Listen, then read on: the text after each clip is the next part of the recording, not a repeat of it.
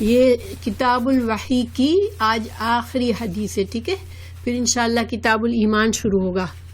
حدثنا ابو الیمان الحکم ابن نافع قال اخبرنا شعیب عن الزہری قال اخبرنی عبید اللہ بن عبد اللہ بن عتبہ بن مسعود عن عبد اللہ بن عباس اخبرہ ان ابا سفیان بن حرب اخبرہ۔ زہری سے اس حدیث کو شعیب کے علاوہ 3 اور راویوں نے بیان کیا ہے، جن کے نام حدیث کے آخر میں لکھے ہوئے ہیں، اور انشاءاللہ میں آپ کو یہاں بتا دیتی ہوں۔ صالح ابن کیسان، یونس اور معمر، ٹھیک ہے، تو 4 لوگوں نے زہری سے روایت کیا ہے، مگر امام بخاری ہمیں شعیب کی یہاں پر بتا رہے ہیں کہ شعیب نے ہمیں بتایا۔ پھر حدیث کے آخر میں انہوں نے بتایا ہے کہ اس حدیث کو اور 3 لوگوں نے بھی روایت کیا ہے جو زہری سے۔ اچھا، اب اس میں عبید اللہ بن عبداللہ بن عتبہ بن مسعود جو ہے، یہ مشہور فقیہ تھے مدینہ میں 7 مشہور فقیہ تھے، ان میں سے یہ ایک تھے، تو یہ 7 مشہور فقہا میں سے ایک ہے، ٹھیک ہے۔ اچھا، انہوں نے عبداللہ بن عباس رضی اللہ عنہ سے سنا، مگر عبداللہ بن عباس اس حدیث کے اصل راوی نہیں ہے۔ عبداللہ بن عباس حالانکہ صحابی ہیں، مگر یہ ایک اور صحابی ابو سفیان سے اس روایت کو بیان کر رہے ہیں، ٹھیک ہے، کیونکہ عبداللہ بن عباس کہہ رہے ہیں کہ اخبرہ ان ابا سفیان بن حرب، تو ابو سفیان بن حرب نے حضرت عبداللہ بن عباس کو حدیث بیان کی۔ تو ابو سفیان کون تھے؟ ابو سفیان کا نام آپ لوگوں نے، جن لوگوں نے سیرت پڑھی ہے انہوں نے سنا ہوگا۔ ابو سفیان مکہ کے سرداروں میں سے تھے، اور جنگ احد میں یہ سپہ سالار تھے قریش کی فوج کے، اسی طرح جنگ خندق میں بھی یہ قریش کے سپہ سالار تھے۔ ابو سفیان جو تھے وہ ایک بہت پاورفل آدمی تھا، انہوں نے اسلام قبول کیا ہے، جب مکہ فتح ہوا اس وقت اسلام قبول کیا ہے، ٹھیک ہے، اور مسلمانوں سے بہت دشمنی تھی اس کی۔ تو ابو سفیان نے اصل میں یہ جو حدیث ہے اس نے بیان کی ہے۔ اب ہم حدیث پر چلتے ہیں، سند انشاءاللہ ہماری مکمل ہو گئی۔ ابو سفیان نے بتایا، اخبرہ ان، ابو سفیان نے حضرت عبداللہ بن عباس کو بتایا کہ ان بے شک ہرقل ارسل الیہ فی رکب من قریش۔ ابو سفیان نے بتایا کہ ہرقل نے اس کو بلا بھیجا جبکہ وہ ایک قافلے میں تھا قریش کے، وَكَانُوا تُجَّارًا بِالشَّامِ فِي الْمُدَّةِ الَّتِي كَانَ رسول اللہ صلی اللہ علیہ وسلم مادہ فیہا۔ اچھا، مادہ فیہا، ٹھیک ہے، یہ دال پر تشدید ہے، مادہ فیہا ابو سفیان و کفارن قریش۔ ناؤ یہاں سے میں آپ کو بتاتی ہوں کہ کیا سلسلہ ہے، کیا بتانا چاہ رہے ہیں، ٹھیک ہے۔ ہوا یہ تھا کہ آپ کو پتہ ہے کہ مسلمانوں اور مکہ کے کافروں کے ساتھ جنگیں ہو رہی تھی۔ پھر جب جنگ خندق ہوئی، جنگ خندق کا اگر کسی کو معلوم ہو تو جنگ خندق میں کفار نے 10,000 کی فوج سے مدینہ پر حملہ کیا تھا، مگر اللہ سبحانہ تعالیٰ نے مسلمانوں کی حفاظت فرمائی تھی، اور کفار کا لشکر پر اتنا سخت طوفان آیا کہ وہ سب کچھ چھوڑ چھاڑ کر چلے گئے۔ کافی دنوں تک وہ محاصرہ کیا تھا انہوں نے مدینہ کا، اور پھر فائنلی چلے گئے۔ اچھا، پھر اس کے بعد 6 ہجری میں آپ صلی اللہ علیہ وسلم نے خواب دیکھا تھا کہ آپ کو جیسے آپ طواف کر رہے ہیں تو آپ نے، جو کہ انبیاء کے خواب سچے ہوتے ہیں، تو آپ نے مسلمانوں میں اعلان کر دیا کہ ہم عمرہ کے لیے جا رہے ہیں. ابھی مکہ میں قریش کا قبضہ تھا، ٹھیک ہے، مکہ آزاد نہیں ہوا تھا، یعنی کہ مکہ میں جانا اور عمرے کی نیت سے، یعنی کہ بغیر ہتھیار کے جانا، جیسے ایسا ہی تھا جیسے موت کے منہ میں جانا ہے، کیونکہ جو اتنے دشمن تھے مسلمانوں کی جان کے دشمن تھے، ان کا قبضہ ہے مکہ پہ، اور مکہ میں جا کر عمرہ کرنا گویا کہ موت کے منہ میں جانا تھا. لیکن چونکہ آپ صلی اللہ علیہ وسلم نے خواب دیکھا اور انبیاء کے خواب سچے ہوتے ہیں، تو آپ صلی اللہ علیہ وسلم نے مسلمانوں میں اناؤنس کیا کہ جو جانا چاہتا ہے عمرہ کے لیے وہ میرے ساتھ چلے. ٹھیک ہے، اب 1400 مسلمانوں کو لے کر نکلے. لیکن جب حدیبیہ کے مقام پر پہنچے مکہ سے باہر، تو قریش نے ان کو اجازت نہیں دی آنے کی. ٹھیک ہے، اور اس وقت کافی لمبا واقعہ ہے اس کا، انشاءاللہ کبھی میں اس کی تفصیل بھی کروں گی. لیکن اس وقت ایک معاہدہ ہوا تھا. قریش نے یہ کیونکہ وہاں کے جو اس زمانے کا جو قانون تھا، مکہ کو سارے عرب میں سمجھا جاتا تھا کہ یہ خانہ کعبہ اللہ کا گھر ہے، اور اس میں کوئی کسی کو جانے سے نہیں روک سکتا. کوئی دشمن بھی اگر آنا چاہے خانہ کعبہ میں تو قریش اس کو روک نہیں سکتے تھے. ٹھیک ہے، اور نہ وہ کبھی روکتے تھے.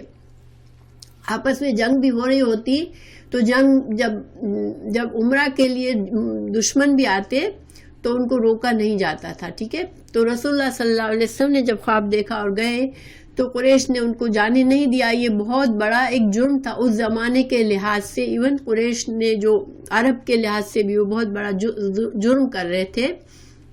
بہرحال آپ صلی اللہ علیہ وسلم اس وقت ایک معاہدہ ہوا آپ صلی اللہ علیہ وسلم سے، ان کا، اس کو معاہدہ صلح حدیبیہ کہتے ہیں.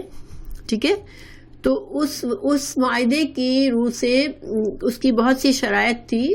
ابھی میں اس پر نہیں بات کروں گی، لیکن اس میں ایک شرط یہ تھی کہ اب 10 سال تک مسلمان اور مکہ کے کافر ایک دوسرے سے جنگ نہیں کریں گے. ٹھیک ہے، یہ ایک شرط تھی. اور یہ اس کی وجہ سے اب مکہ کے لوگوں کو آسان ہو گیا کہ وہ اپنے قافلے لے کے شام کی طرف تجارت کے لیے جا سکے. کیونکہ جب وہ شام کی طرف جاتے تھے تو وہ مدینہ میں مسلمانوں سے ان کو خطرہ ہوتا تھا، کیونکہ مسلمانوں سے ان کی جنگ چل رہی تھی. تو اب قریش کے لیے یہ آسانی ہو گئی کہ وہ اپنے قافلے لے کے وہ جا سکتے تھے شام میں، یمن میں، ہر جگہ جانے لگے. ٹھیک ہے، رسول اللہ صلی اللہ علیہ وسلم کو یہ آسانی ہوئی معاہدہ کرنے سے کہ اب آپ فریلی عرب کے باہر کے ملکوں میں تبلیغ کے لیے اپنے قاصدوں کو بھیجتے تھے خطوط لکھ کر. آپ صلی اللہ علیہ وسلم نے کئی جگہوں پر آپ نے اپنے تقریباً 200 کے قریب خط لکھے آپ صلی اللہ علیہ وسلم نے اس زمانے میں، اور اسلام کی دعوت دی بہت سے نان مسلم ملکوں کو اور جگہوں کو جو آس پاس میں تھے. اچھا، اس زمانے میں روم اور ایران 2 سپر پاور تھے. ٹھیک ہے، روم اور ایران وہ دنیا میں سپر پاور مانے جاتے تھے. تو ہوا یہ تھا کہ جب ابھی آپ صلی اللہ علیہ وسلم مکہ میں ہی تھے تو اس وقت ایران نے بیت المقدس جو کہ روم کے قبضے میں تھا اس پر قبضہ کر لیا. ٹھیک ہے، اللہ سبحانہ تعالیٰ نے سورہ روم میں ایک پیشن گوئی بھی اتاری ہے کہ روم پر قبضہ کیا ہے ایرانیوں نے، لیکن یہ روم پھر سے آزاد ہو جائے گا، یعنی کہ پھر سے عیسائیوں کے قبضے میں جائے گا. تو ہرقل جو ہے وہ نام نہیں ہے. ٹھیک ہے، ہرقل جو ہے وہ روم کے جو بادشاہ ہوتے تھے ان کا لقب ہوتا تھا. جس طرح مصر ایجپٹ میں فیروز کہتے تھے، فرعون بھی نام نہیں تھا، فرعون کیا تھا؟ لقب تھا.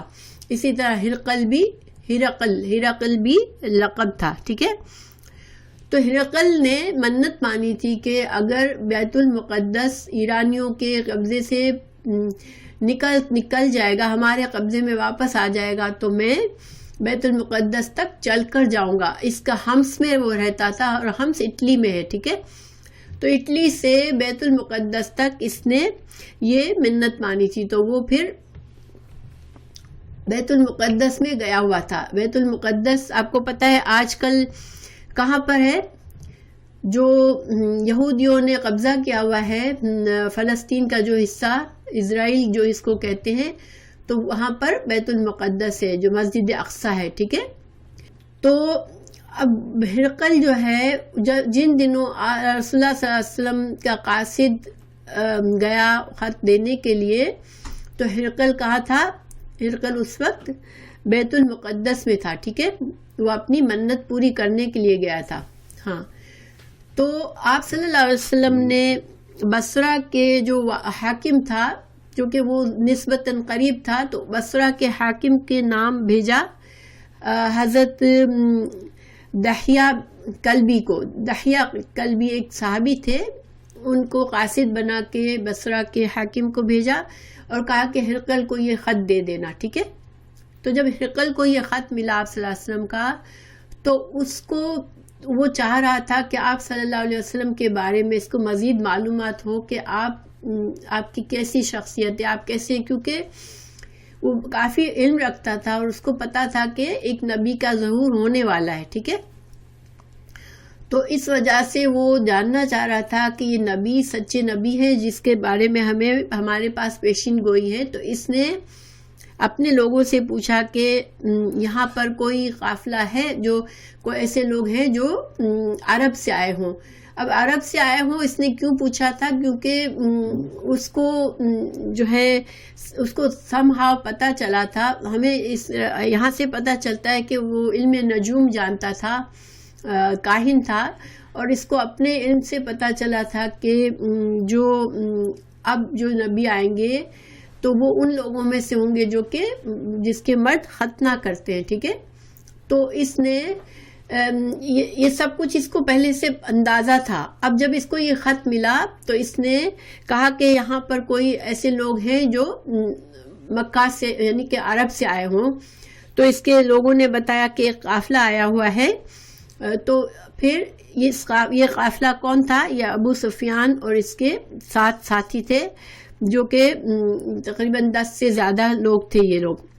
تو اس نے اس قافلے کو بلوایا اپنے محل میں. یہاں تک سب کو سمجھ میں آ گیا ہوگا انشاءاللہ. یہ بیک گراؤنڈ تھا. اب میں حدیث پڑھتی ہوں.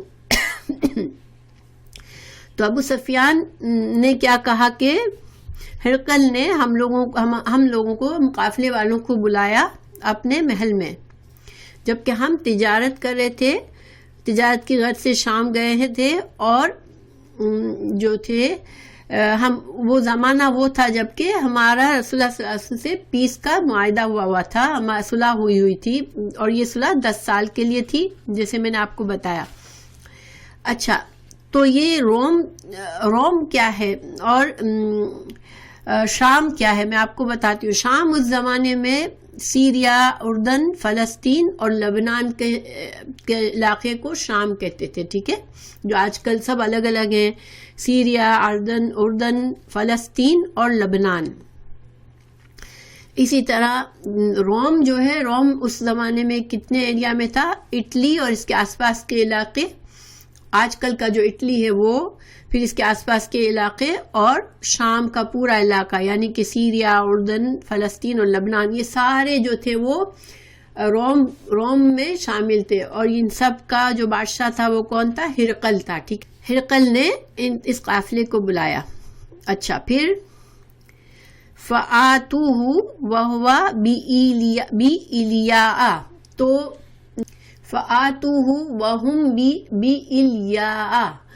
تو ایلیا کیا ہے؟ ایلیا بیت المقدس کو کہتے ہیں، اللہ کا گھر، ٹھیک ہے. اس کا ترجمہ اللہ کا گھر ہے. بیت المقدس ان کو پتا تھا یہ اللہ کا گھر ہے، تو وہ بیت المقدس میں تھا اور یہ قافلہ آیا. تو فدعاہم، تو اس نے ان قافلے والوں کو بلایا، فی مجلسہ، اپنی مجلس میں، وحولہ عظماء الروم، اور اس کے ارد گرد کون تھے؟ روم کے بڑے بڑے لوگ تھے روم کے، جو اشراف تھے، بڑے معزز لوگ جمع تھے. ثم پھر دعاہم ودعا ترجمانہ فقال، تو اس نے کیا کیا کہ ان سب کو بلایا قریب اور اپنے ایک ترجمان کو بلایا. اس نے اپنے ترجمان کو بلایا کیونکہ یہ سب عرب لوگ تھے اور رومی جو تھے وہ عرب نہیں جانتا تھا وہ. اچھا ٹھیک ہے، تو اس نے اپنے ایک ترجمان کو بلایا. ٹھیک ہے، اور پھر اس نے سوال کیا ایکم اقرب نسبا بهذا الرجل الذي يزعم انه نبی، کہ تم میں سے کون نسب کے لحاظ سے اس شخص سے زیادہ قریب ہے جس کا جو اپنے آپ کو نبی سمجھتا ہے. ٹھیک ہے، یعنی اس نے آپ صلی اللہ علیہ وسلم کے بارے میں پوچھا کہ آپ لوگوں میں سے کون نسب کے لحاظ سے زیادہ قریب ہے. اور اس کا یہ مقصد کیا تھا نسب کے بارے میں پوچھنے کا؟ کیونکہ وہ آپ صلی اللہ علیہ وسلم کے بارے میں سچ جاننا چاہ رہا تھا. ٹھیک ہے، تو عام طور پر عربوں میں نسب، اس زمانے میں نسب بہت ہی اہم چیز ہوتی تھی. لوگوں کے دادا پردادا اور پردادا سے پردادا، یعنی نسل در نسل لوگوں کو نسب کا علم ہوتا تھا. ٹھیک ہے، تو اور شجرہ، ہاں، اور یہ بہت اہمیت رکھتا تھا. اس کے بغیر انسان کی کوئی اہمیت نہیں ہوتی تھی. کون کس نسل سے تعلق رکھتا ہے یہ عربوں کے لیے بہت ضروری تھا. تو ابو سفیان سے اس نے پوچھا کہ تم لوگوں میں رسول اللہ صلی اللہ علیہ وسلم کے مقابلے سے نسب کے معاملے میں کون زیادہ قریب ہے؟ تو فقال ابو سفیان، تو ابو سفیان نے کہا فقلت، تو میں نے کہا انا اقربہم، کہ میں ان سے سب سے زیادہ قریب ہوں نسب کے لحاظ سے. تو ابو سفیان اصل میں اپنے چوتھے دادا پر، ٹھیک ہے، دادا پردادا اور اس کے بھی باپ، یعنی کہ وہ تھا عبد مناف کے 4 بیٹے تھے. تو ابو سفیان جو تھا عبد شمس نامی بیٹے کی نسل سے تھا، اور رسول اللہ صلی اللہ علیہ وسلم ہاشم نامی بیٹے کی نسل سے تھے. تو گویا کہ ہاشم اور عبد شمس جو تھے وہ بھائی تھے. تو ایک بھائی کی نسل سے ایک بھائی جو تھا وہ ابو سفیان کا پردادا تھا، اور دوسرا بھائی ہاشم رسول اللہ صلی اللہ علیہ وسلم کا پردادا تھے. تو ابو سفیان نے کہا کہ میں ان سے نسل کے لحاظ سے زیادہ قریب ہوں. فقال، تو ہرقل نے کہا ادنوہ منی، ہرقل نے اپنے آدمیوں سے کہا کہ اس شخص کو جو کہ رسول اللہ صلی اللہ علیہ وسلم سے سب سے زیادہ نسب میں قریب ہے اس کو میرے قریب لے آؤ. وقربوا اصحابہ، اور اس کے ساتھیوں کو بھی قریب لے آؤ، مگر کس طرح؟ فجعلوہم عند ظہرہ، تو اس طرح سے ان کو کھڑا کرو کہ ابو سفیان کو آگے کھڑا کرو اور اس کے بیک کے پیچھے اس کے ساتھیوں کو کھڑا کرو. ٹھیک ہے، ثم پھر قالت لترجمان ہی، اپنے ترجمان سے اس نے کہا پھر ہرقل نے، قل لہم، کہو ان سے، انی، بے شک میں، سائلن، کچھ سوال کرنے والا ہوں، عن ھذا الرجل، میں اس شخص کے بارے میں کچھ سوالات کرنے والا ہوں. یعنی کہ رسول اللہ صلی اللہ علیہ وسلم کے بارے میں وہ کچھ سوالات کرنا چاہ رہا تھا. تو اس نے اپنے ترجمان کو یہ حکم دیا کہ فَإِن، پھر اگر، کذبنی فکذبوہ، تو اس نے ترجمان کو کیا حکم دیا کہ یہ جو ابو سفیان کے ساتھی ہیں ان سے کہو کہ میں ابو سفیان سے کچھ سوالات کروں گا رسول اللہ صلی اللہ علیہ وسلم کے بارے میں. اگر وہ مجھے جھوٹا جواب دے تو اس کے ساتھیوں سے کہو کہ وہ مجھے اشارہ دے کہ یہ جھوٹ بول رہا ہے. ٹھیک ہے، یعنی وہ ابو سفیان کو ڈرا کے رکھنا چاہ رہا تھا کہ تمہیں سب صاف بتانا ہے، ورنہ تمہارے ساتھی مجھے بتا دیں گے. اور ساتھیوں کو پیچھے اس لیے رکھا تھا کہ اشارہ کس نے کیا ہے وہ ابو سفیان کو پتہ نہ چلے کہ کس نے اس کے بارے میں ہرقل کو سچ بات بتا دی. ٹھیک ہے، تو اب فواللہ، اب یہ ابو سفیان کا قول ہے، وہ کہہ رہے فواللہ، تو ابو سفیان کہنے لگا کہ جب اس طرح سے اس نے مجھے کیا تو مجھے اللہ کی قسم فواللہ لولا الحیاء، مجھے اگر یہ شرم نہ ہوتی من ان یأثروا، کہ یہ لوگ میری بارے میں باتیں کریں گے علیہ مجھ پر کذبن، کہ میں جھوٹ بولنے والا ہوں، لکذبت عنہ، تو میں ہرکل سے جھوٹی باتیں بولتا آپ صلی اللہ علیہ وسلم کے بارے میں، کیونکہ وہ اس وقت آپ صلی اللہ علیہ وسلم کا دشمن تھا، ٹھیک ہے، ابھی ایمان نہیں آیا تھا، تو اس نے کہا کہ مجھے یہ ڈر ہے کہ میں اگر جھوٹی باتیں بتاؤں گا تو یہ لوگ جو ہے وہ میرے بارے میں، میرے جو ساتھی ہیں وہ میرے بارے میں پھر یہ باتیں کریں گے کہ میں نے جھوٹ بولا ہرقل کے دربار میں، اس لیے مجھے اس ڈر کی وجہ سے میں نے جھوٹ نہیں بول سکا میں رسول اللہ صلی اللہ علیہ وسلم کے بارے میں۔ یہاں پر ہمیں ایک اہم بات پتہ چلتی ہے کہ دیکھیں اس کو یہ نہیں تھا کہ اس کے ساتھی ہرقل کو بتا دیں گے کہ میں جھوٹ بولتا ہوں، مگر اس کو یہ تھا کہ میرے ساتھیوں کے دل میں میرے بارے میں یہ خیال آ جائے گا کہ میں جھوٹ بول سکتا ہوں اور میں جھوٹ بولنے والا آدمی ہوں، اور میں اپنے ساتھیوں میں بدنام ہو جاؤں گا۔ گویا کہ عرب معاشرے میں ایون جہالت کے دور میں جب مسلمان نہیں بھی ہوئے تھے تو جھوٹے کو بہت ناپسند کرتے تھے، ٹھیک ہے، سچ بولنا پسند کرتے تھے، اور جو انسان کے بارے میں یہ مشہور ہو جائے کہ یہ جھوٹا ہے پھر اس کی کوئی ویلیو نہیں رہتی تھی۔ اس وجہ سے اس نے کہا کہ مجھے اگر یہ ڈر نہ ہوتا کہ یہ لوگ میرے بارے میں یہ رائے قائم کر لیں گے اور یہ باتیں کریں گے کہ میں جھوٹا ہوں، تو میں رسول اللہ صلی اللہ علیہ وسلم کے بارے میں بہت سی جھوٹی باتیں ہرقل کو بتاتا، کیونکہ وہ دشمن تھا اور وہ چاہتا تھا کہ آپ صلی اللہ علیہ وسلم کو وہ ہرقل بھی سچا نبی نہ سمجھے، کیونکہ ان لوگوں کے دل میں، خود بھی ابو سفیان کے دل میں بھی تھا تو صحیح کہ یہ نبی سچے ہیں، مگر وہ مان نہیں رہے تھے، اس لیے وہ نہیں چاہتا کہ ہرقل کو بھی آپ کے بارے میں اچھی بات بتائے۔ تو اب ہرقل نے سوالات پوچھنے شروع کیے، ٹھیک ہے، تو کان اول ما سألنی عنہ ان قال، تو ہرقل نے جو پہلا سوال رسول اللہ صلی اللہ علیہ وسلم کے بارے میں مجھ سے پوچھا وہ یہ تھا، کیف نسبہ فیکم، آپ صلی اللہ علیہ وسلم کی نسب کیسی ہے تم میں، ٹھیک ہے، تم لوگوں میں اس کی نسب کیسی ہے، یعنی آپ صلی اللہ علیہ وسلم کی نسب کیسی ہے۔ قلت، میں نے کہا، ہوا فینا ذو نسب، وہ ہم میں بہت بڑی نسب والا ہے، بہت اعلیٰ نسب والا ہے۔ یہاں پر ذو نسب، یہ جو تنوین ہے اس سے یہ عظمت کی تنوین ہے، ٹھیک ہے، تعظیم کی، گویا کہ یہ ذو نسب کہنے کے بجائے اس نے کہا ذو نسب، یعنی کہ بہت اعلیٰ نسب ہے، اور آپ صلی اللہ علیہ وسلم کی نسب اعلیٰ تھی۔ آپ صلی اللہ علیہ وسلم قریش جو کہ تمام عربوں میں اعلیٰ تھا، اس کے بعد قریش میں ہاشم جو کہ تمام قریش میں سب سے اعلیٰ نسل تھا، اور پھر ہاشم جو تھے، ہاشم کے بعد ابو طالب جو آپ صلی اللہ علیہ وسلم کے چچا تھے، یعنی عبد المطلب جو آپ صلی اللہ علیہ وسلم کے دادا تھے، وہ بہت اعلیٰ، بہت مشہور اور اعلیٰ مقام رکھتے تھے۔ تو گویا آپ کی جو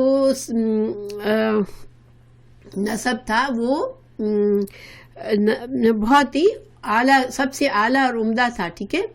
تو اس نے کہا کہ یہ ذو نسب ہے ہم میں۔ فَهَلْ قَالَ هَذَا الْقَوْلَ مِنْكُمْ أَحَدٌ قَطُّ قَبْلَهُ، پھر اس نے دوسرا سوال پوچھا، اس نے کہا کہ کیا تم لوگوں میں، یعنی تم عربوں میں، تمہاری قوم میں کیا کسی اور نے نبوت کا دعویٰ کبھی کیا ہے؟ قطو من کبھی بھی کیا ہے پہلے، اس شخص سے پہلے کسی اور نے تم لوگوں میں نبوت کا دعویٰ کیا ہے؟ قلتو، میں نے کہا، لا، نہیں۔ قال، پھر اس نے کہا، فَهَلْ كَانَ مِنْ آبَائِهِ مِنْ مَلِكٍ، تو کیا آپ صلی اللہ علیہ وسلم کے باپ دادا میں سے کوئی بادشاہ تھا؟ اس نے پوچھا، ٹھیک ہے۔ قلتو، میں نے کہا، لا، نہیں۔ قال فَأَشْرَافُ النَّاسِ تَبَعُوهُ أَمْ ضُعَفَاؤُهُمْ، پھر اس نے کیا پوچھا کہ لوگوں میں جو اشراف ہیں، یعنی جو بڑے لوگ ہیں، جو بڑے بڑے رتبے والے لوگ ہیں، وہ اس کو فالو کر رہے ہیں، یا معاشرے کے کمزور لوگ فالو کر رہے ہیں؟ تو قلتو میں نے کہا بل ضعفاءہم، نہیں کمزور لوگ اس کو فالو کر رہے ہیں۔ اب دیکھیں اس وقت سارے کمزور مسلمان نہیں تھے، ٹھیک ہے، اس وقت حضرت ابوبکر صدیق، حضرت عثمان فاروق، حضرت عمر فاروق، حضرت عثمان بن عفان، حضرت علی، حضرت عبد الرحمن بن عوف اور بھی بہت سے لوگ جو تھے وہ بڑے اعلیٰ نسب لوگ تھے جو کہ مسلمان ہو چکے تھے۔ لیکن چونکہ یہ بڑے لوگوں میں سے بہت کم لوگ تھے، باقی زیادہ تر لوگ جو مسلمان ہوئے تھے وہ جیسے کمزور لوگ تھے معاشرے کے، جن کی کوئی خاص نسل بڑی لوگوں میں تعلق نہیں تھا ان کا، عام لوگ تھے۔ تو تو کہا ہرقل نے ایزیدون ام ینقصون، تو کیا آپ صلی اللہ علیہ وسلم کے فالوور کی تعداد بڑھتی جا رہی ہے یا وہ کم ہوتی جا رہی ہے؟ قلتو میں نے کہا بل یزیدون، نہیں بلکہ وہ تو بڑھ رہے ہیں، مسلمان تعداد میں بڑھتے جا رہے ہیں۔ قال تو کہا فہل یرتد احد منہم، تو اس نے کہا کہ کیا کوئی مرتد ہوا ہے، اسلام لانے کے بعد کوئی مرتد ہوا ہے کہ اس کو اسلام سخت مطلب اسلام کی باتیں ناپسند کر کے اس کو کوئی ناراضگی سے اسلام سے متنفر ہوا ہے کہ اب مجھے یہ دین تو پسند نہیں آیا، میں نے قبول کیا مگر مجھے پسند نہیں آیا، کیا اس طرح سے کوئی مرتد ہوا ہے؟ قلت لا، میں نے کہا نہیں۔ قال فهل كنتم تتهمونه بالكذب، کیا تم لوگ قبل ان يقول ما قال، جب آپ صلی اللہ علیہ وسلم نے جب نبوت کا دعویٰ نہیں کیا تھا تو کیا اس وقت بھی تم اس پر جھوٹ بولنے کی تہمت لگاتے تھے، یعنی جھوٹا کہتے تھے اس کو؟ تو اس نے کہا قلت لا، میں نے کہا نہیں، یعنی کہ آپ صلی اللہ علیہ وسلم، آپ کو پتہ ہے صادق اور امین مشہور تھے، آپ کے اوپر کوئی جھوٹ بولنے کا الزام نہیں تھا، آپ کو جھوٹا اس وقت کہنا شروع کیا جب آپ صلی اللہ علیہ وسلم نے اسلام کی دعوت دی تھی۔ قال ہرقل نے کہا فہل یغدر، کیا یہ کبھی وعدہ خلافی کرتا ہے، دھوکہ دیتا ہے؟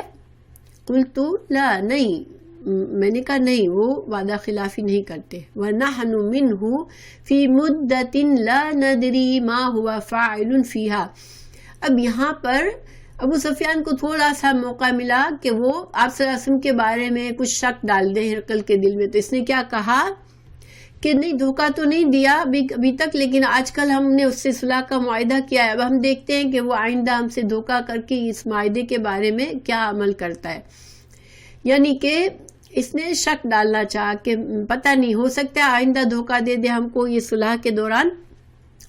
تو مگر ہرقل نے اس کا کوئی نوٹس نہیں لیا اس کی بات کا، اس نے کہا قال ولم یمکننی کلمۃ ادخل فیہا شیئا غیر هذه الکلمۃ، تو ابو سفیان چونکہ جب یہ حدیث بیان کرے تھے اس وقت مسلمان ہو گئے تھے، تو وہ عبداللہ بن عباس سے کہنے لگے کہ مجھے اس سے زیادہ مجھے موقع ہی نہیں ملا کہ میں کوئی اور بات اپنی طرف سے رسول اللہ صلی اللہ علیہ وسلم کے بارے میں منفی بات کروں، لیکن مجھے اتنا موقع ملا تو میں نے یہ بات کہہ دی کہ پتہ نہیں، ہو سکتا ہے آئندہ ہم سے وعدہ خلافی کر بیٹھے، ٹھیک ہے۔ تو قال ہرقل نے کہا فہل قاتلتموہ، کیا تم لوگوں نے ان سے جنگ کی ہے کبھی؟ قلت نعم، میں نے کہا ہاں۔ قال فکیف کان قتالکم ایاہ، تو ہرقل نے پوچھا کہ تم لوگوں کے آپس کی جنگ میں کیا نتیجہ آتا تھا؟ قلت، میں نے کہا الحرب بیننا و بینہ سجال، ہمارے اور ان کے درمیان جنگ ڈول کی طرح ہے، کبھی ینال منا و ننال منہ، کبھی وہ ہم کو نقصان پہنچاتے ہیں اور کبھی ہم ان کو نقصان پہنچاتے ہیں، جیسے کہ بدر میں مسلمان جیت گئے تھے، احد میں مشرک کا پلہ بھاری رہا تھا، تو اس نے کہا کبھی ہم نقصان پہنچاتے کبھی وہ ہم کو نقصان پہنچاتے۔ قال ماذا یأمرکم، وہ آپ صلی اللہ علیہ وسلم تم لوگوں کو کس چیز کا حکم دیتے ہیں، کیا تم کو سکھاتے ہیں، کیا کرنے کو بولتے ہیں؟ قلت میں نے کہا، یقول وہ کہتے ہیں، اعبد اللہ، اللہ کی عبادت کرو، وحدہ صرف اسی کی، ولا تشرکوا بہ شیئا اور اللہ کی عبادت میں اللہ کے ساتھ کسی کو شریک مت کرو، واترکوا ما یقول آباؤکم اور تمہارے باپ دادا جو شرک کی باتیں کرتے اس کو چھوڑ دو، شرکیہ کاموں کو چھوڑ دو، وَيَأْمُرُنَا اور وہ ہم کو حکم دیتے ہیں، بِالصَّلَاةِ نماز کا، وَالصِّدْقِ اور سچائی کا، وَعَفَافِ اور پرہیزگاری کا، وَالصِّلَةِ اور صلح رحمی کا۔ تو یہاں پر میں ان کو تھوڑا تھوڑا آپ کو بتا دوں، تھوڑی سی تفصیل، کہ مکہ کی زندگی میں، مکہ کے نبوت کے وقت میں آپ صلی اللہ علیہ وسلم نے جو تعلیمات دی دین کی، اس میں زیادہ تر ایمانیات تھی، لوگوں کا عقیدہ درست کرنا تھا، اور اخلاقیات، ان لوگوں کا کردار صحیح کرنا تھا، کیونکہ ان کے اندر کردار میں بہت زیادہ برائیاں تھیں، اور ان کو آخرت کا یقین دلانا تھا، یعنی عقیدہ اور اخلاقیات موصلی، اور عقیدے میں وہ ساری آخرت کی باتیں آ جاتی ہیں، وہ سارا کچھ مکہ کی زندگی کی تعلیمات میں تھا۔ تو یہاں پر اسی سے پتہ چلتا ہے، دیکھیں صلاۃ جو ہے وہ پہلے ایمان لاؤ اللہ پر، اللہ کے سوا کسی کو شریک نہ کرو، پھر نماز پڑھو، اور نماز کیا تھی؟ اپنے اعمال سے ایمان کا ثبوت دو، ٹھیک ہے، پھر سچائی زبان سے ایمان کا ثبوت ہے، اور عفاف جو ہے وہ کردار کی بلندی، کردار سے ایمان کا ثبوت دو۔ تو عفاف کیا چیز ہے کہ جو انسان کے جو عافف ہوتا ہے نا، جس کے اندر عفو ہوتا ہے، عفاف ہوتا ہے، وہ انسان، یہ عفو نہیں ہے، یہ عفاف، عین فافا کے روٹ ورڈ ہے اس کا، عفت ہے یہ، ٹھیک ہے۔ تو جس انسان میں عفت ہوتی ہے، جو عفاف ہوتا ہے، وہ بے مروت نہیں ہوتا، بد زبان نہیں ہوتا، بد کردار نہیں ہوتا، دوسروں کو تکلیف دینے والا نہیں ہوتا، کسی کا دل جیتنے کی صلاحیت جس کے اندر نہ ہو، ایسا نہیں ہوتا، بلکہ عفاف میں وہ ساری خوبیاں ہوتی ہیں جو انسان دوسروں کا دل جیت لے، اور لوگ اس سے محبت کرتے ہیں، ٹھیک ہے، اچھا بلند کردار۔ تو ان چیزوں کی آپ صلی اللہ علیہ وسلم جو تھے وہ تعلیمات دیتے تھے شروع میں۔ اب کیونکہ دیکھیں جب یہ کردار اور عقیدہ صحیح ہو جاتا ہے، اس کے بعد انسان شریعت کے دوسرے احکامات آسانی سے قبول کرتا ہے۔ جیسے کہ آپ نے دیکھا کہ صحابہ کرام ایسے موم کی طرح تھے کہ شریعت کا جو حکم آتا تھا وہ اس پر بالکل چوں چاں کے بغیر اس پر عمل کرتے تھے، صرف سنتے نہیں تھے بلکہ اس پر سمعنا و اطعنا کرتے تھے، کیونکہ اس سے پہلے جب سے شریعت آنے کے احکامات آنے سے پہلے ان کا عقیدہ اور ان کا کردار اتنا بلند ہو چکا تھا کہ ان کے لیے شریعت پر عمل کرنا پھر آسان تھا، ان کے لیے بڑی بڑی قربانیاں دین کے لیے دینا آسان تھا۔ تو ہمارے لیے بھی ایک سبق ہے کہ اگر ہم بالکل جاہلوں سے واسطہ ہمارا پڑتا ہے، جس کو دین کا کچھ نہیں پتا، تو ان کے پہلے ان کے اندر سے تھوڑی جہالت دور کرنے کی کوشش کریں، ان کو اللہ کی طرف سادگی سے لائے۔ بڑے بڑے جیسے اب تم کو حجاب پہننا پڑے گا اور تم کو داڑھی رکھنی پڑے گی، اس طرح کی چیزیں جس سے ان کو بظاہر بہت بڑا مشکل چینج لگے، یا تم کو روزے رکھنے پڑیں گے اور تم کو زکوٰۃ دینی پڑیں گی، وہ باتیں بتانے کے بجائے وہ باتیں بتائے جس سے ان کا کیریکٹر درست ہو، جس کے اندر ان کا ایمان مضبوط ہو، عقیدہ بہتر ہو، ٹھیک ہے، پھر جا کے اس کو شریعت کی طرف لائیں، ٹھیک ہے۔ کیونکہ بعض اوقات یہ ہوتا ہے کہ خاص طور سے ہم یہاں کے ملکوں میں رہتے ہیں، تو کبھی ہم دیکھتے ہیں کوئی نیا مسلم ہے تو وہ کہیں سے مسجد میں آ جاتا ہے تو اس کو 10-12 لوگ تو اس کا صرف دوپٹہ ہی صحیح کریں گے، اس عورت کا، کہ تم نے دوپٹہ صحیح نہیں پہنا ہے۔ اس سے نئے مسلمان بہت پریشان ہو جاتے ہیں کہ یہ مطلب ان کو اچھا نہیں لگتا کہ اتنے لوگ اسے ٹوک رہے ہیں۔ تو ہمیں تھوڑا حکمت ہونی چاہیے ہمارے اندر کہ ٹھیک ہے جو نئے مسلمان ہیں اگر ان کے لیے اللہ قبول کرنے والا ہے، اگر وہ آہستہ آہستہ دین کی طرف آ رہے ہیں تو پہلے ان کا عقیدہ اور کیریکٹر اسلامک طریقے پر لاؤ، پھر ان کو بڑی باتیں آہستہ آہستہ اللہ تعالیٰ خود ہی دل کھول دے گا اور باقی باتیں آتی رہیں گی انشاءاللہ۔ بہرحال تو اب اس نے کہا فقال لترجمانی، اب اس نے اپنے ترجمان سے کہا قل لہو، ابو سفیان سے کہو سألتک، میں نے تجھ سے پوچھا ان نسبہ، میں نے آپ صلی اللہ علیہ وسلم کی نسب کے بارے میں تم سے پوچھا، فذکرتا، تو تو نے مجھے بتایا، انہو، بے شک وہ، فیکم، تم میں، ذو نسب، تم میں بڑے اعلیٰ نسب رکھتا ہے۔ تو پھر ہرقل نے اپنا کامنٹ دیا، وَكَذَلِكَ الرُّسُلُ تُبْعَثُ فِي نَسَبِ قَوْمِهَا، کہ اللہ تعالیٰ ہمیشہ رسولوں کو ان کی قوم کے اعلیٰ نسب میں سے پیدا کرتا ہے، ٹھیک ہے، اللہ تعالیٰ اعلیٰ نسب رسولوں کو چنتا ہے۔ وَسَأَلْتُكَ، اور میں نے تجھ سے پوچھا، هَلْ قَالَ أَحَدٌ مِّنْكُمْ هَذَا الْقَوْلَ، کہ آپ صلی اللہ علیہ وسلم سے پہلے کسی نے دعویٰ کیا ہے نبوت کا؟ فذکرتا، تو نے مجھے بتایا، ان لا، کہ نہیں، گویا فقلت، تو میں اس سے سمجھا، یعنی میں اس نتیجے پہ پہنچا، لو كان احد قال هذا القول قبله لقلت رجل يتأسى بقول قيل قبله، کہ اگر اس سے پہلے کسی نے نبوت کا دعویٰ کیا ہوتا اس کی قوم سے تو میں یہ سمجھتا کہ یہ شخص جو ہے وہ اس کی نقل کر رہا ہے، اس کے دماغ میں یہ آئیڈیا آیا ہے اور وہ بھی اپنے آپ کو نبی بتا رہا ہے، ٹھیک ہے۔ فسألت، اور میں نے تم سے پوچھا، هل كان من آبائه من ملک، کہ میں نے تم سے پوچھا تھا کہ کیا رسول اللہ صلی اللہ علیہ وسلم کے آبا و اجداد میں کوئی بادشاہ گزرا ہے؟ فذکرتا، تو نے مجھے بتایا کہ نہیں۔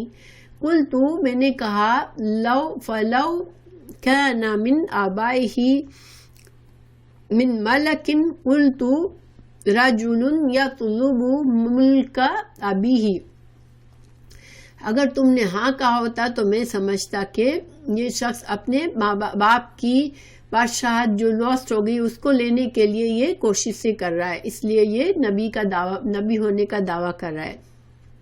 وَسَأَلْتُكَ هَلْ كُنْتُمْ تَتَّهِمُونَهُ بِالْكَذِبِ، کیا تم اس کو قبل ان یقول ما قال، کیا تم لوگ، میں نے تجھ سے پوچھا کیا تم لوگ رسول اللہ صلی اللہ علیہ وسلم کو جھوٹا ہونے کا الزام دیتے تھے جب آپ صلی اللہ علیہ وسلم نبوت کا دعویٰ نہیں کیا تھا؟ فذکرتا، تو نے کہا کہ نہیں۔ فقد اعرف، تو میں سمجھ گیا، انہ لم یکن لیذر الکذب علی الناس ویکذب علی اللہ، تو پھر میں یہ سمجھ گیا کہ جو انسان لوگوں کے معاملے میں جھوٹ کو چھوڑ دیتا ہے تو وہ اللہ پر جھوٹ کیسے باندھ سکتا ہے۔ وسألتک، میں نے تجھ سے پوچھا، اشراف الناس اتبعوہ ام ضعفاؤہم، میں نے تم سے پوچھا تھا کہ کیا بڑے عزت دار لوگ، معاشرے کے جو بڑے لوگ ہیں وہ اس کا فالو کرتے ہیں یا کہ کمزور؟ تو فذکرتا، تو نے مجھے کہا، ان ضعفاءہم اتبعوہ، کہ کمزوروں کی اکثریت نے آپ صلی اللہ علیہ وسلم کا اتباع کیا ہے۔ وہم اتباع الرسل، اور ایسے ہی ہوتا ہے، اس نے اپنا کامنٹ دیا ہرقل نے کہ رسولوں کے پیروکار زیادہ تر کمزور لوگ ہی ہوتے ہیں۔ وسألتک ایزیدون ام ینقصون، میں نے تجھ سے پوچھا تھا کہ کیا مسلمانوں کی تعداد بڑھ رہی ہے یا کم ہو رہی ہے؟ فذکرتا، تو نے کہا، انہم یزیدون، کہ وہ بڑھ رہے ہیں۔ وَكَذَلِكَ أَمْرُ الْإِيمَانِ حَتَّى يُتِمَّ، تو اس نے ہرقل نے کہا کہ ہاں ایمان تو ایسے ہی ہوتا ہے، جب اللہ تعالیٰ کسی نبی کو بھیجتا ہے تو ایمان، لوگوں کا ایمان بڑھتا جاتا ہے، مسلمان بڑھتے جاتے ہیں جب تک کہ وہ اس کی تکمیل ہو جاتی ہے، یعنی کہ اس مشن، اس نبی کا مشن یا دین مکمل ہو جاتا ہے۔ وسألتک ایرتد احد سختتاً لدینہ بعد ان یدخل فیہ، میں نے تجھ سے پوچھا تھا کہ کیا اس دین سے کوئی مرتد ہوا ہے اس بیزار ہو کر یا اس کو برا سمجھ کر داخل ہونے کے بعد، یعنی مسلمان ہونے کے بعد کوئی مرتد ہوا ہے؟ فذکرتا، تو تو نے کہا نہیں، فکذالک ایمان، تو اسی طرح ایمان ہوتا ہے، حین تخالط بشاطۃ القلوب، جب ایمان کی مٹھاس لوگوں کے دلوں میں، جب ایمان جب ایمان کی خوشی لوگوں کے دلوں میں جب بس جاتی ہے، مل جاتی ہے، تو پھر کوئی ایمان سے ہٹتا نہیں ہے، ایمان سے پھرتا نہیں ہے۔ جیسے ایمان کی خصوصیت ہی یہی ہے کہ جب ایمان دل میں آ جائے اور اس کی خوشی انسان محسوس کر لے تو انسان پھر پھرتا نہیں۔ اور یہ صحیح بات ہے۔ دیکھیں، یہ تو کافر سے مسلمان ہونے والا، جو لوگ خود سے مسلمان ہوتے ہیں، آپ ان کا ایمان دیکھیں، ان کا جذبہ دیکھیں تو ہم مسلمانوں سے کہیں زیادہ ہوتا ہے۔ اور ہم بھی اگر کبھی اپنی زندگی میں دین سے بہت زیادہ اٹیچ نہیں ہوتے اور پھر اللہ تعالیٰ ہمارا سینہ کھولتا ہے اور ہم دین کی طرف آنے لگتے ہیں، تو پھر ہمارے دل میں جو خوشی محسوس ہوتی ہے اس ایمان کی، وہ ایسی ہوتی ہے کہ وہ اس کو کبھی چھوڑنے کو دل نہیں چاہتا۔ ٹھیک ہے، تو یہ مطلب ہے اس کا کہ ایمان ایک روشنی ہے، تو جب یہ روشنی دل میں آ جاتی ہے تو پھر لوگ دوبارہ اندھیرے میں جانا پسند نہیں کرتے۔ وسألتک، اور میں نے سوال کیا تھا، هل یغدر، کیا یہ وعدہ خلافی کرتا ہے؟ فذکرتا، تو نے کہا تھا لا، کہ نہیں۔ فکذالک الرسل لا یغدر، کہ تو اس نے کہا کہ رسول ایسے ہی ہوتے ہیں، وہ دھوکہ دینے والے نہیں ہوتے۔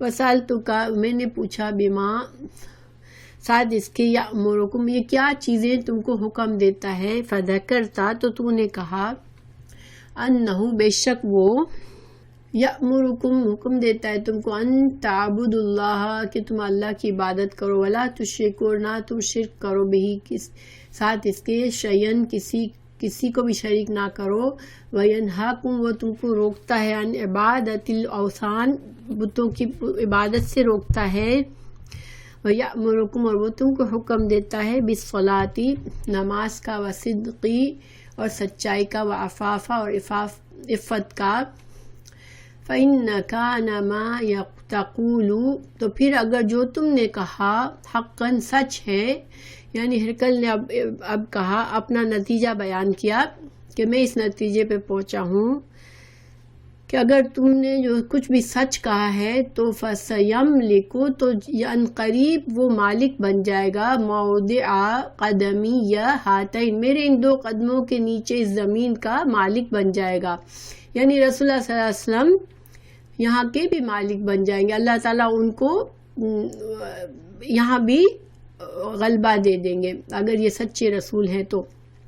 وقد کنتو، اور تحقیق اگر میں، عالم، میں جانتا، مجھے یقین ہوتا، انہو، بے شک میں، وہ، خارجن، مجھے یقین تھا، یعنی مجھے معلوم تھا کہ وہ ظاہر ہونے والے ہیں، ولم اکن، اور مگر نہیں تھا میں، اظن، میں سمجھتا، انہو منکم، کہ وہ تم میں سے ہوگا، یعنی کہ اس نے کہا کہ مجھے نبی کی بعثت کا تو معلوم تھا کہ وہ ہونے والی ہے، اب مگر مجھے یہ نہیں پتا تھا کہ یہ نبی تم لوگوں میں سے ہوں گے۔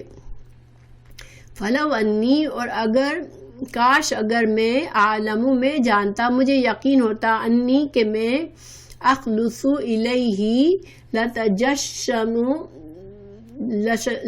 لتجشمت لقاءہ، تو مجھے اگر یہ بات کا یقین ہوتا کہ میں جا سکوں گا، اب صلی اللہ علیہ وسلم سے مل سکوں گا، تو میں یہ تکلیف ضرور اٹھاتا وہاں جانے کی۔ اس کا مطلب یہ تھا کہ میرے دل میں مجھے یقین ہے کہ مجھے لوگ مار ڈالیں گے، اگر میں رسول اللہ صلی اللہ علیہ وسلم کی طرف جاؤں گا آپ سے ملنے کے لیے تو میرے لوگ مجھے مار ڈالیں گے، اگر مجھے یہ ڈر نہ ہوتا تو پھر میں ضرور آپ کی ملاقات کے لیے تکلیف اٹھاتا۔ وَلَوْ كُنْتَ، اور اگر میں ہوتا، عِنْدَهُ، ان کے پاس، لَغَسَلْتُ، تو میں دھوتا، عَنْ قَدَمَيْهِ، میں آپ صلی اللہ علیہ وسلم کے پیروں کو دھوتا، ثم دعا بکتاب رسول اللہ، پھر اس نے آپ صلی اللہ علیہ وسلم کا وہ خط منگایا جو آپ صلی اللہ علیہ وسلم نے بھیجا تھا. میرے خیال سے ہم لوگ یہاں اسٹاپ کر لیتے. میں چاہی تھی خط بھی پڑھ لوں مگر میں چاہ رہی ہوں آپ لوگ بھی ایک ساتھ بہت سارا نہ لیں.